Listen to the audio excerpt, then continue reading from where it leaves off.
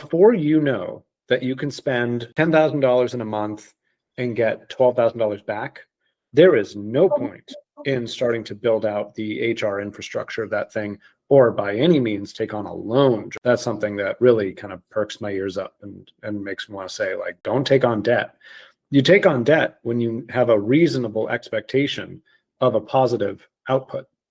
And I would say, if you can't tell me, hey, Peter, here's exactly how much I spend to get this many leads, this many calls, this many closes, then what are we even talking about? Like, before you have those funnel metrics, there's nothing else to do or invest in. It would be, definitely putting the cart before the horse.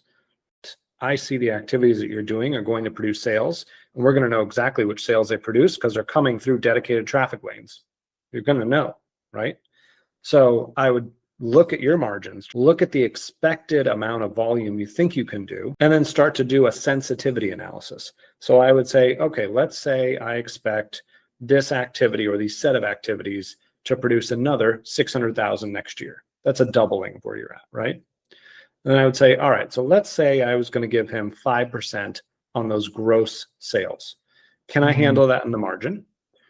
Add up the money and see, like, okay, the 5% of the 600 plus what he's making now, does that equal like $275,000? Because if so, you're probably overpaying, right? So then you want to say, like, okay, well, maybe it's not 5, maybe it's 3. Let's see what that looks like. And you want to come to a level where when you present that back to him, he can follow your math. Oh, okay, so we're going to double 600. Is that reasonable through this funnel and the activities I've proposed? I can see that. And if I achieve those, it'll take me about this much bandwidth. And at the end, I'll end up with $100,000. You're always better off fractional with a commission. Frankly, you're best off with a commission only, period.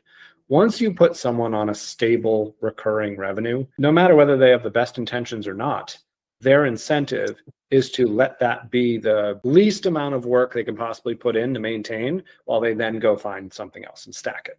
A good person will do that. A bad person will do it. It's just human nature. It's natural. So if I'm you, I don't want to put anyone in the position to even have that incentive. Instead, I want to think about, how do we decrease timelines? How do we increase efficiency and critical thinking by tying comp to performance? And I would exclusively try to put in place something like that. That is what I do almost exclusively for anyone who's in a business development or growth position.